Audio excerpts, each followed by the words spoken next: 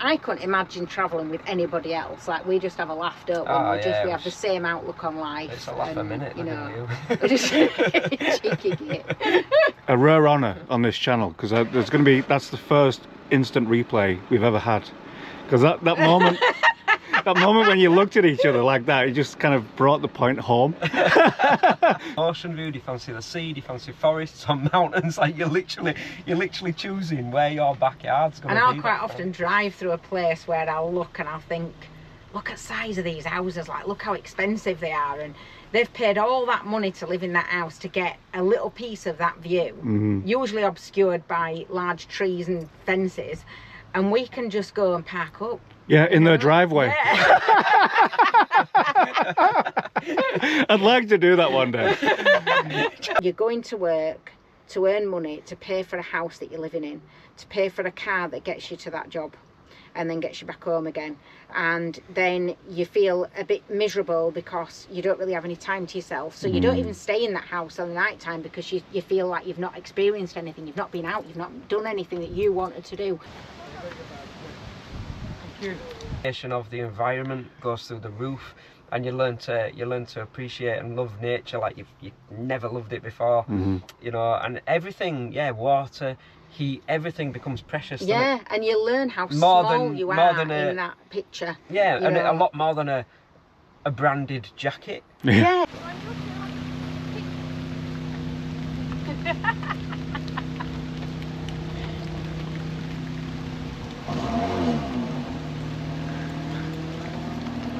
Right, funny because she understands YouTube, so she'll pause for it.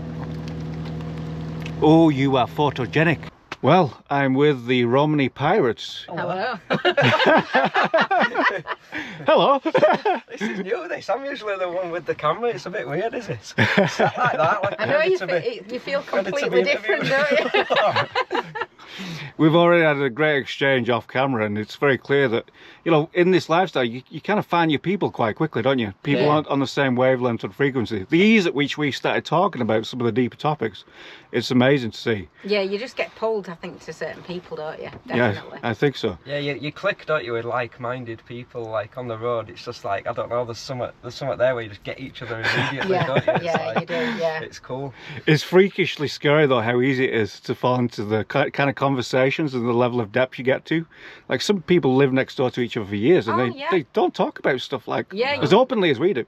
No, definitely a lot of people don't even know the next door neighbour, do they, these days, you know, but you can meet up with somebody in the middle of a field somewhere and be sat having dinner with them within space of 10 minutes, can't you? And we've had that frequently, haven't we? Oh, yeah, just, I mean, we've just been talking off camera about, like, a couple of stories of, like, we once met this guy, and he were parked up, he'd been there, like, ages and stuff, and we just pulled up outside of him. In Wales, wasn't it? In Wales, yeah. And we just sat all night and had a chilly with him, and then there was that one in Valencia where we pulled up next to his van. I was just like, "Do you want a beer, mate?" And we were sat chatting to him till 3 o'clock in the morning. It's the stories that you share as well, innit? When you're on the road and you share it, you know, you're sharing each other's stories and stuff. It's just yeah, great. and I think as well, it's that kind of, I would just, like, for me, it's about having that moment in time where you've made a connection with somebody, and there's no expectation within it, you know, there's no expectation within that friendship whatsoever, and that's nice in a way, like that you'll never see them again. It's a nice experience, it's a nice thing that it's nothing can ruin it. It's just one moment in time that you'll never forget, and nothing can ever impact it, ruin it, because there's no expectation of it, and I love that. It's like two butterflies meeting for a period of time. So poetic. How poetic. You can tell he's an artist. Poetic line, but it is, isn't it? It's like a moment in time, innit? You know, and it's a special moment in time, and then you carry on the road. Yeah, you do, yeah. And it just exchanging those kind of funny stories and stuff that you've done, places you've been, things you've seen. It absolutely is a step away from the norm, and I think that's what I love about it. Yeah. When you were saying that, I was screaming, I love that, because I love that about the life too, where you just meet and you help each other, you're kind to each other, no expectations, and then you continue on your own path. Yeah. I think there's something sacred about that, something like we were talking before about this earlier. It's something like a spiritual pilgrimage for a lot of us out here. Yeah, definitely. And I think the it fact is. that you can have that, sometimes you've got long-term friendships that you're trying to maintain. And watching something on one of the YouTube channels about well, how much effort do you put into maintaining a friendship, and it can be really difficult, and I have to make sure that I invite my friends around once every so many weeks to have food and all this type of stuff. And I think it's you shouldn't have to do that, and if you should be wanting to do it, not having to do it. And sometimes there's this expectation on you to kind of keep something going, maybe because it's just always been there for a long time, and you've had a friendship for 20 years and you've got to keep it going. And whereas when you're meeting somebody on the road, if you want to just take off that next day and go and have some time by yourself and be alone for weeks and end and have that solitude, you can do that as well. Yeah. And that's just... It's the freedom of it. Yeah, Isn't it? freedom of it, definitely. It's a beautiful thing. I love that. It feels good to kind of go back and forth between the two. Yeah. Replenish your energy levels, and then you can be your best self with the people around you. Yeah, And definitely. that's the best thing I feel, for me anyway, about living in a van, because you can explore the cities, the towns and stuff, but then you can just go to the mountains or the forests and just get away and be in nature and be by yourself. And do you know what I mean? It's that freedom to just move your little house and put it there. We'll often think to ourselves, like, we're looking for a park up and stuff, we're like, what kind of view do we want tonight? And we'll say, won't we, like, do you fancy an ocean view, do you fancy the sea, do you fancy forests or mountains? Like, you're literally choosing where your backyard's going to be. And I'll quite often drive through a place where I'll look and I'll think, look at the size of these houses, like, look how expensive they are, and they've paid all that money to live in that house to get a little piece of that view, usually obscured by large trees and fences, and we can just go and park up. Yeah, in their driveway. Yeah. I'd like to do that one day. On a morning, it's like, morning, do you want a brew? Yeah. Won't mind filling water up with you. I've got some croissants, come and join me. It's a lovely driveway you've got here, pal. Absolutely peaceful, tranquil, quiet night. I've never Thanks so tried much. that, it'd make a good walk. Airbnb for driveways, I like it. Mind you, you could do that quite easily on that parking app. Yeah. Because they rent the driveways out, don't they? In London, yeah, that was London, wasn't it? People rent the driveways yeah, out. you could go and do. That'd be great. I've always sort of find that a bit weird. I just can't. The thought of kind of getting up in the morning in your pyjamas and somebody passing you up way to work. Yeah, on the landing, going to the toilet. Feels wrong, doesn't it? So, I mean, have you always been drawn to this unconventional, alternative lifestyle, or have you been in a more traditional life and you've taken a leap, that kind of thing? We've had the more traditional life, and I think that's, we've worked. Me and Reese have done 20 odd years in this past of working with vulnerable people, hard to reach people. We've helped tens of thousands of people in our careers, and it's a bit of a bugbear of mine, because sometimes, and it's not often, but occasionally you'll get comments on your vlogs about kind of like, we're funding your lifestyle and you don't have to pay into the system, and or that we've been born with money and we've got a load of money. We don't. I wish we did, but we don't. I wish we did. I could have more cake. And but we've people kind of sometimes it's not often, but sometimes people do rush to judgment on stuff. Without even watching the vlog all the way through, because you might tell them in that vlog as well. But we have had 20 odd years of work. I've gone through a degree and a master's degree, and done all that traditional route, and it's because of the work that I were doing and the work you were doing, it took its toll, like mental health wise and well-being. And there came a point when we had to make a decision that we were going to look at alternatives, and that wasn't like, I know people do it where it's just like, quit your job, walk out, let's do it, sell the house and what have you. But at that time we had young children at home. It wasn't something that we could just decide to do, so it had to be done over a long plan, much to his dismay, but it had to be done over a long plan, and it's taken probably about 10 years to get to the point of where we've wanted to be. So it's been hard work, it's been an hard slog, and it's been specifically putting things in place to get to where we've got income streams coming in and we can manage to live. And it's choosing to live with less. Yeah. So we haven't always done the alternative lifestyle as such. I think I've always been a bit of an alternative person myself anyway. You've always been the same, haven't you? So we've been kind of in van life, doing van life for like 13 years, but we've gone like really full-time living in a van sort of since we started our own channel, really, since we started Romany Pirates. That were kind of the leap a couple of years ago, where we were like full time, you know, in the van, living on the road, that kind of thing. But yeah, I've always been into rock and roll. I've always loved the outdoors. I've always loved that idea of freedom, and freedom has been my priority and my longing for as long as I can ever remember. I can't ever remember feeling a feeling of not longing for freedom, and not longing for the open road. So yeah, for me personally, like, it's kind of always been there, I think we found a joint path on it, didn't we, where because as a kid, and I was saying this off camera, that I remember me walking down the street with my mum as a young child and bumping into somebody that she knew, and then sort of fast forward 10 years and we did the same thing, and we bumped into the same person in the same place and had this conversation. And I remember it dawning on me at about 18 that is not how I wanted to live my life. I didn't want to be in the same place doing the same thing 40 years on, 50 years on. I just, that were one of my worst fears. Some people like that routine and they like that kind of knowing what they're doing every day, and I would never criticise that. That's entirely individual.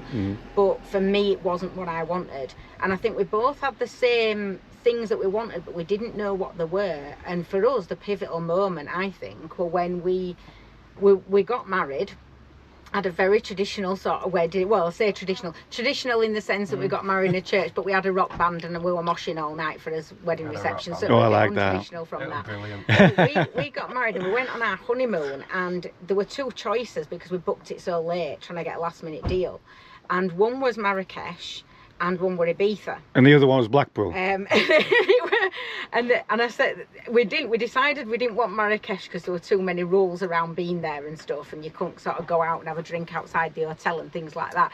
So we went to Ibiza, and I remember saying to the woman when you went into a travel agent's, and I said to her, if I end up in a club 18 to 30s, I'll be coming back in here complaining. And we turned up in this swanky hotel, wasn't it? Yeah. Like proper nice, adults only, had its own beach, everything. And we ended up booking onto this trip one night, and the tour people that come and collect you didn't turn up, and so we were sat there waiting for this coach. Reese had already been approached twice because they thought that he was a Spanish guide, and we were just sat Hola, ¿cómo estás? Hola. Muy bien, gracias. And we were sat there waiting for and we just said, let's just book a taxi. We'll just get a taxi. And it ended up being like a tenth of the price by just getting a taxi. We went to Las Dalias hippie market.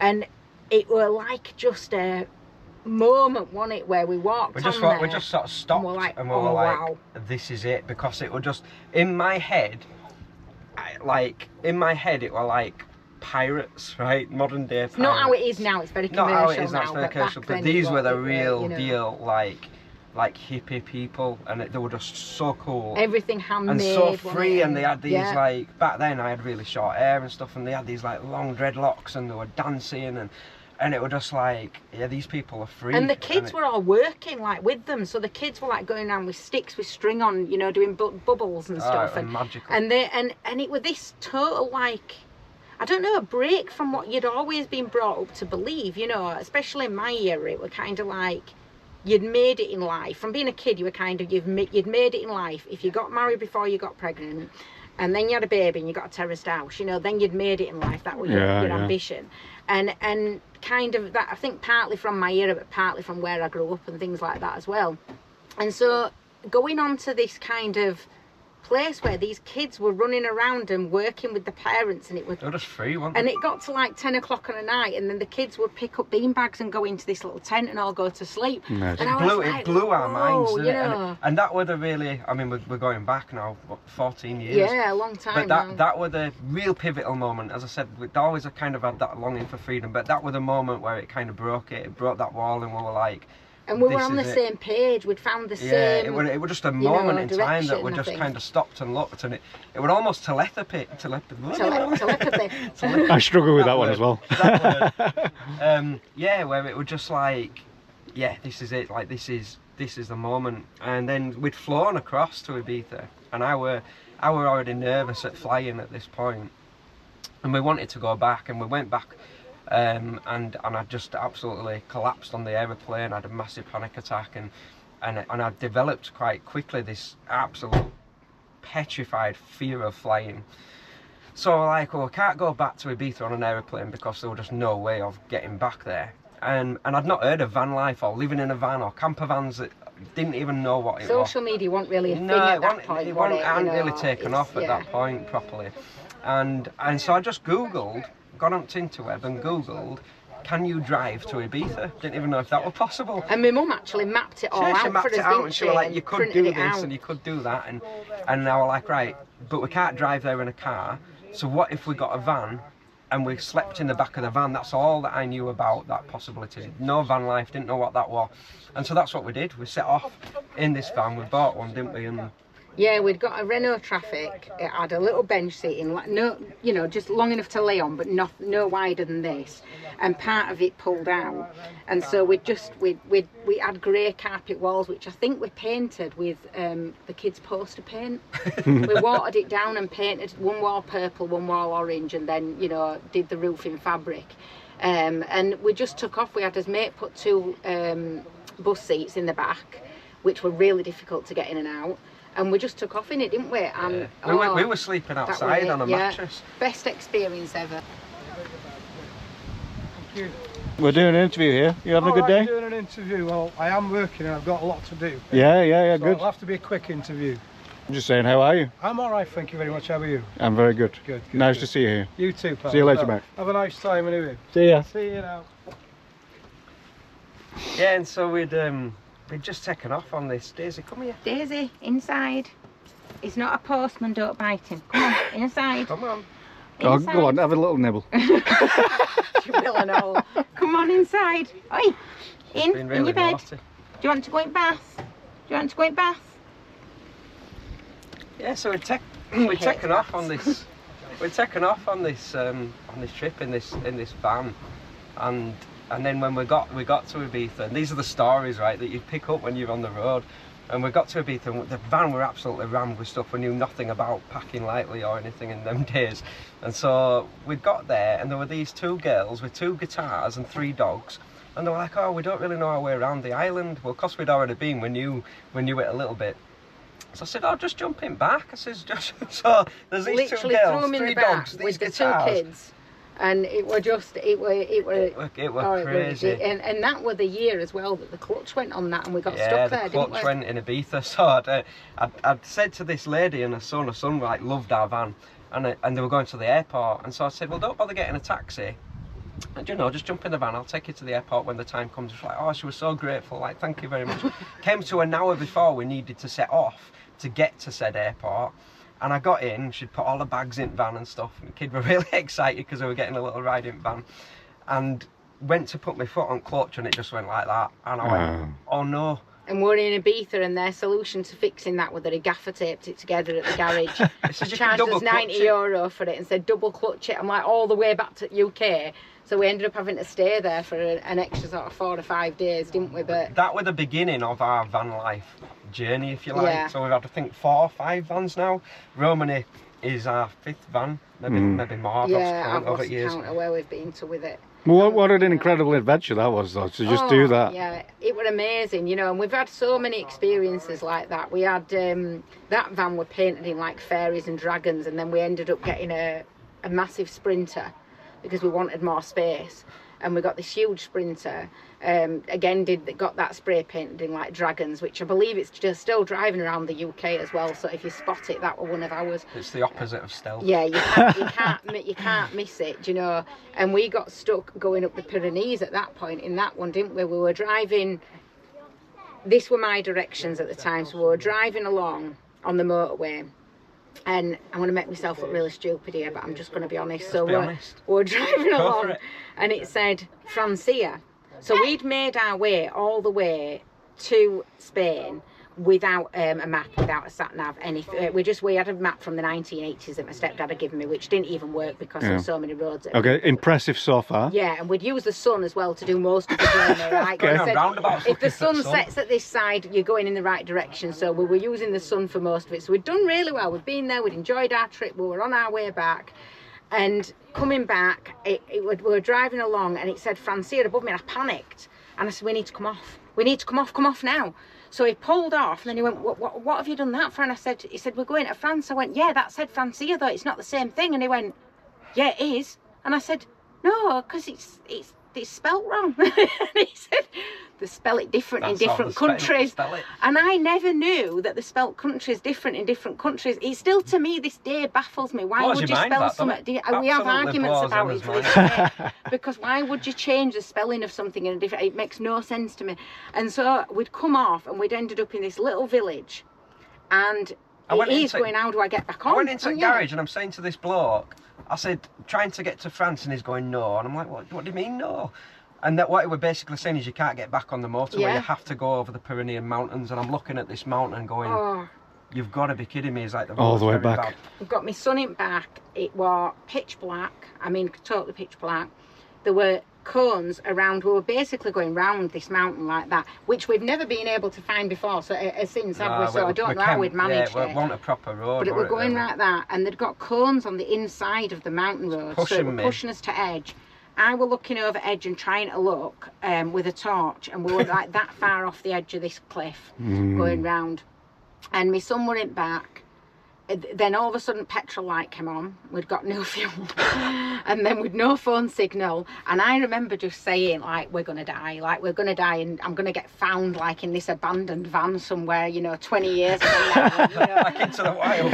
And I was, like, over the top panicking about it. Because we'd only done a few of these long trips by that point, hadn't we? We'd only maybe done it 2 or 3 times, I think. Yeah. And so I was just panicking. And then we drove through. We ended up coming across what looked like a mini village, couple of houses, a fueling station, but everything were boarded up, all the windows were boarded up, and I just said, we're going to have to pull over here and hope to God like somebody passes us. So at least we're safe, at least we're in a position where we're safe. And we woke up in the morning, and honestly, I swear down that all these boards started coming off the windows. And that's just must have been what they did on a night time. They boarded it up. Right. And when in the morning we woke up and they opened up this fueling station, and we ended up going, brushed his teeth, got a croissant. It was lovely. and then the views, the epic coming over the Pyrenean mountains was one of the most breathtaking. But it was a terrifying moment, wasn't it? It was really scary. And all because I didn't know they spelt France different in different countries. They're just stories that you build up when you're on the road. It's a funny thing, isn't it? Because I kind of relate in a similar experience in Bavaria. You just wake up in the Alps, and you're like, you arrive in darkness, and then you wake up in the light, and it's like magnificent. Yeah. And that you almost have a disorientation, I find, as well with van life, where because you've pulled up on a night time a lot of the time, you don't really know where you are unless you've been there before. And I'll kind of wake up in the morning and I'll think I'm somewhere, and then I'll remember that I'm not there, but I'm not quite sure where I am because you've moved about so much that you've lost track of where you are.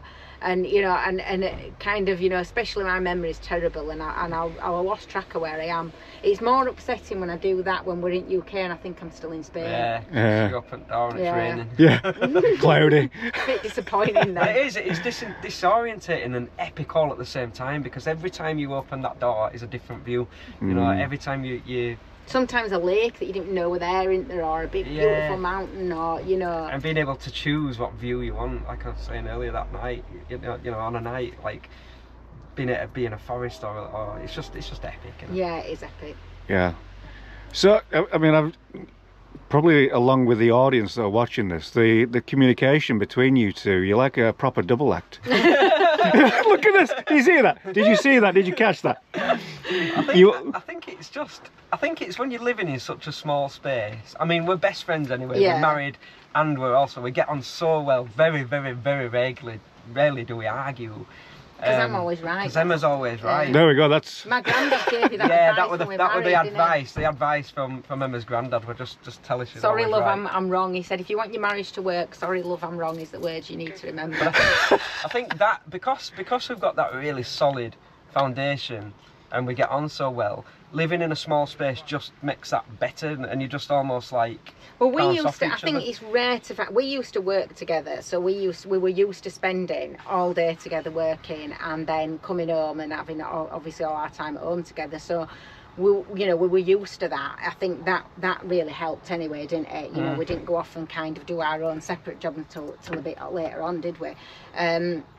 But I think people have to, and we've done a couple of things about this in vlogs before, I think people have to be careful when they choose to go in a van together. I think you have to, if you're going in a van as a couple, you have to know you can spend that much time together in close proximity. You have to have your own hobbies, your own interests. You have to, you know, because if you storm out of a van and go for a walk, what are you going to do? Do you know what I mean? You can't go sit in another room in a sulk all night, can you? Do you know?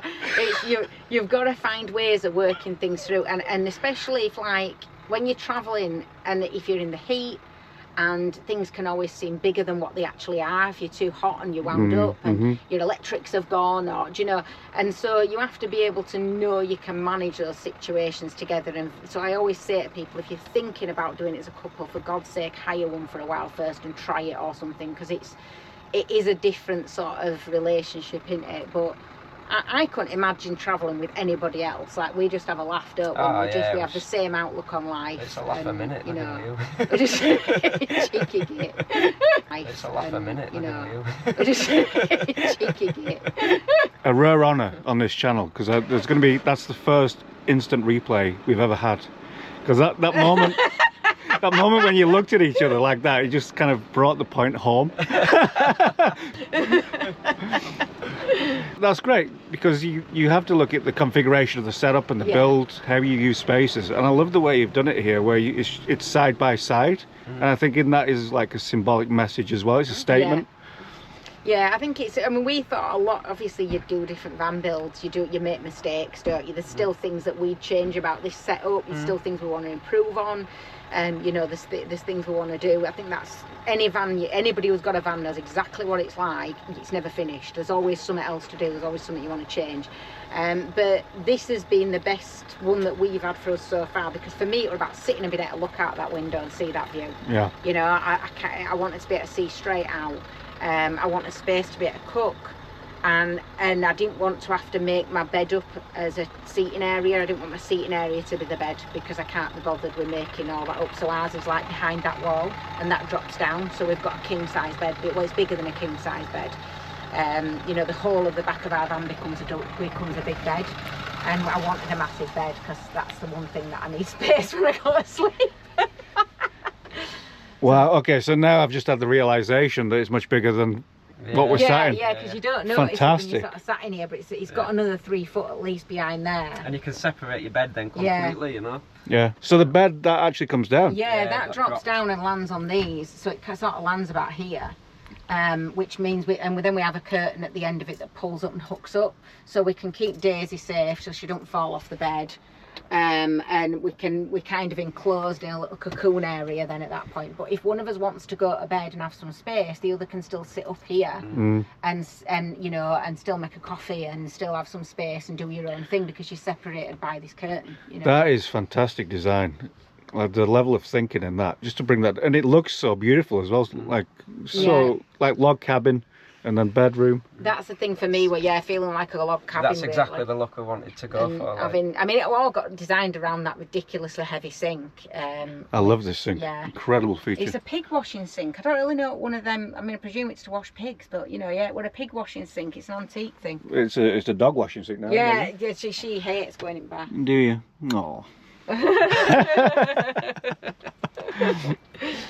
Wow, that's a great feature, that is. And it's again another one of those unique things that maybe people wouldn't have thought about in terms of how they could do that. We have a lot of people ask us about that and setting it up, and we've shown it a number of times, because it's real. The thing for me was simplicity. We've had it before where we've had to change the seating, and you're pulling bits out and you're moving cushions from the back and you're laying it all down, you're putting a sheet on.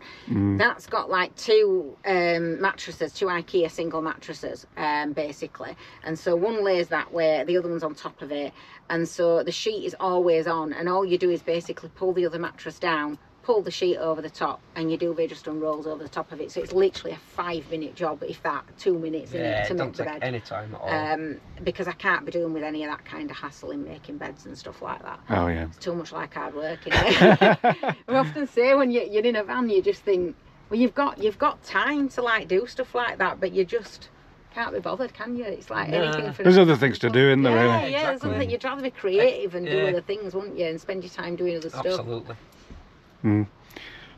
And again, we'll put a link in the description to your channel so they can check out that bed. Yes, Yeah, we filmed it on quite a few. We've done it on a few because we've been yeah, asked so check many it out. times, haven't we, to Yeah. sort of film that and show how it works. Yeah, and I love the brand you've got for Pirates. I mean, it's that transformation moment that you had on the Yeah. roads, with brought it Yeah. all together in your minds. I thought that was fantastic. And then Yeah. and then the van's named after my grandma. So I'm not Romany. I wasn't brought up in it or anything. But my ancestors, like my grandma and stuff, were. And so I named. My nan died. I was really close to her. Right. And she died a lot of years ago now. Mm. But it's kind of a touch to her and that kind of distant heritage, if you like.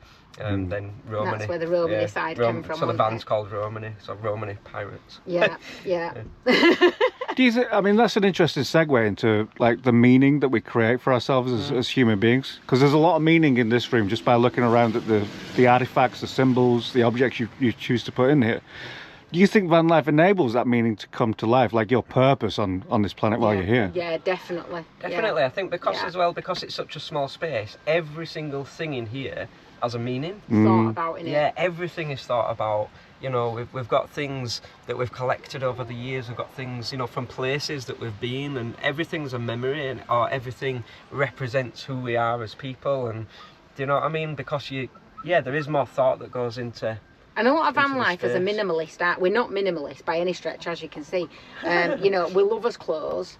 We love clothes as being artwork. Yeah. You Anything that's know, unusual. Or, we're mad on hats, and I make hats. I love making hats. Oh, I love so- your hats. These are your hats. Yeah, yeah. Wow. So that's one of mine that I've made. That one's not. That's I bought one. But I love making hats, and so it's kind of you do a lot of leather art. So there's leather bits and stuff that we've got from things that you've made, and so it's bringing all of that in. Because it's part of who you are, it's part of what you put your time into, and as much as, you know, it does Reese's head in putting all these knickknacks away every time we're travelling, but, you know, I have to have all my stuff around me, you know, I have to feel like it's home, Yeah, you know, yeah. and it speaks to who I am as a person, who we both are. And I think that feeling of taking your home, because I think the van almost becomes part of you in a way. Yeah. Because taking that on the road, struggling to put into words how it feels, but it's just you, your van, and your stuff in that van. Yeah. I struggle to articulate what that feeling is really, but it's I think very it is much- hard to articulate it. I think it's, unless you've experienced it, no, Daisy. You're not going to chase that doggy. Stay there. No chasing Daisy. Stay.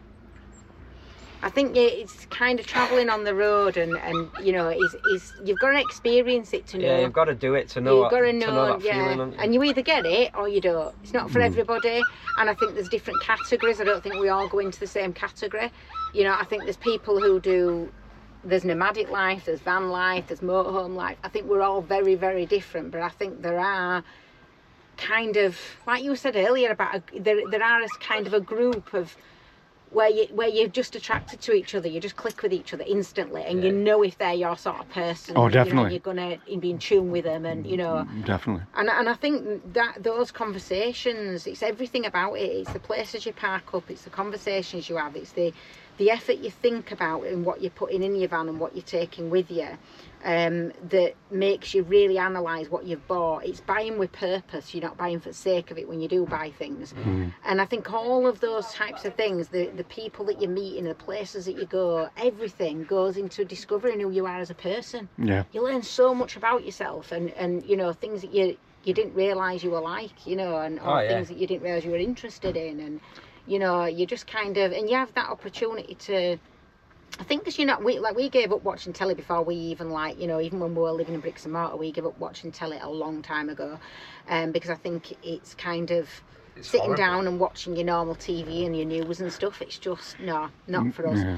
And I feel like it wastes a lot of time before you even know it. 3 hours have gone by, Yeah. you know, whereas you could have spent that 3 hours doing something meaningful. Yeah. And we kind of, you know, you learning handpan, aren't you, and things like that. You know, you Yes. pick up a new hobby. That's you why learn I love something new, YouTube, and, you because know. YouTube's interesting. There's always something interesting to watch on Yeah. YouTube. Either you're learning something new, or you're watching another person living in the way that Different they live. perspective, It's always innit? something Yeah. real and interesting about YouTube, as opposed to regular television's not for us.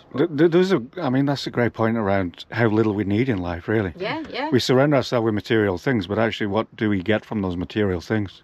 I think we do that. We've talked a lot about this even recently, haven't we? Where I think you're buying, obviously, like I say, each to their own. Everybody likes different things, and I don't criticise anybody for living their life in any way that they want to live their life. Yeah. But for me, I feel like it was, you're going to work to earn money, to pay for a house that you're living in, to pay for a car that gets you to that job and then gets you back home again.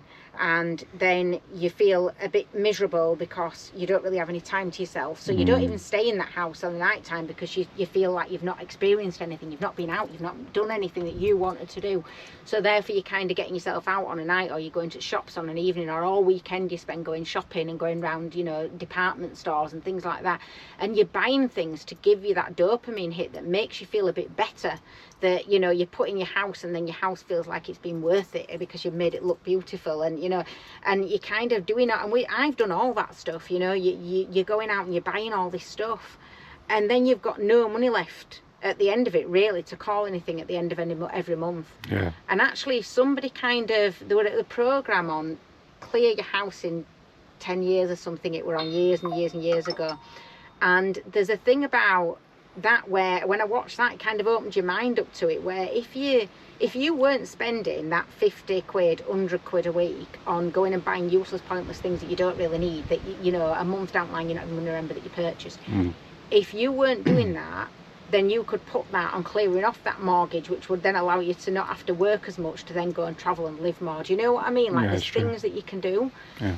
And so I think there is a thing about just, I think it's dopamine hit for most people, isn't it? Just to buy and things. I think again, like once you're out in the mountains and the forests, it's the biggest dopamine hit Yeah, you can yeah, it ever is, get, yeah. and it puts you in perspective. Like, it puts you in the thing of all those things that you think you need in life suddenly go away. Yeah. And it's just like, am I warm? Have I Yeah. got food?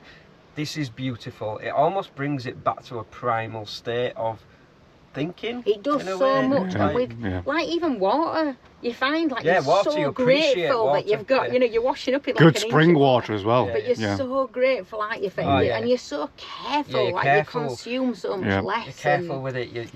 Your appreciation of the environment goes through the roof, and you learn to appreciate and love nature like you've never loved it before. And everything, water, heat, everything becomes precious. doesn't it? yeah, and you learn how More small than- you more are than in that picture. Yeah, you and know. a lot more than a branded jacket. Yeah, Right? definitely. Like yeah. that suddenly becomes the least most important thing. If that in the jacket's going to world. keep you warm and Yeah, dry, obviously, it's yeah, worth but it. But it's like it's this not about commercialization thing having of 5 different jackets, yeah, is it? You yeah. know, I mean, I love my clothes, so I'm going to say I do love my appreciate clothes. the art of clothing. I But think, don't we? it's, Like, I buy things because they've got some, like this top I've got is what I handmade in Spain, and it's, I buy things that to me mean something, and I bought them off people that really need me to purchase that, actually, because that's their living, that's Okay. their livelihood. They're living in a van and they're trying to make ends meet, and so there's no kind of bargaining over prices, or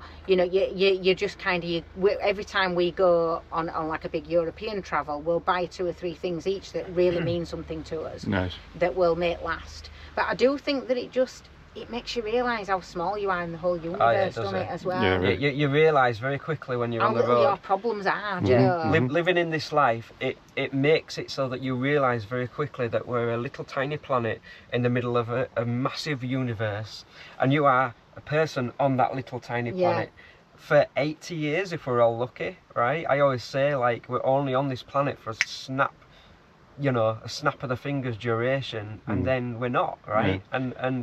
And it just puts everything in perspective of, actually, I'm going to appreciate as much of this beautiful Yeah. planet as I can while I'm here. This is a really profound and beautiful point, because I think people are on a journey to get to that level of understanding, which is everything's temporary. Yeah, Everything will go back to absolutely. the earth. Yes. Everything Yeah. goes back to the earth. Yeah. Absolutely. Someone once Yeah. showed me years ago, and whenever I feel like somebody's stuck in their life and they're struggling to move forward, it's something that I've used over the years, like helping friends, family, people that I've worked with, and it's to get a tape measure out and pull it out to the average lifespan. Oh, yeah. And have a look at it and then go, right, so I'm now here on this tape measure, you know, and you might be in your 40s or whatever, and you're pulling this tape measure out to say 85, and you're looking, you're going, oh my God, I'm like halfway through already, and how quick did that go before? And how much of that do you have left? And how much off the end of that do you maybe have to take away because you might not have your health or your fitness by that point? Yep. So how much time do you really have to live and do all those things that you wanted to do? Or are you still going to be saying, when you're 60, when you're 70, oh, this is on my bucket list and I can't wait to do it? Yeah, and you're waiting forever to do that. When are you going to do it? Fantastic. Well, I mean, this has moved into some really great territory. A bit deep, quick, that, isn't it? This is what happens, people, when we get together. So thank you very much for sharing your wisdom insights from the road. Well, I don't think I've ever been told I've got wisdom before. No. I'm going to go out with a big head now. Wow. Yeah, definitely wisdom there. But no, it's been epic. No, thanks for Yeah, coming. thank We you. really, Yeah, it was we've nice to enjoyed be it. asked. And yeah, it's been nice. Yeah, It's been thank nice you very chatting. much for having us on the channel, and yeah, it's been cool. Great. Well, we'll see you on the road, and thank you again. And thank you, Daisy. See you later. Not barking, which was great. Thanks a lot, guys. Cheers guys.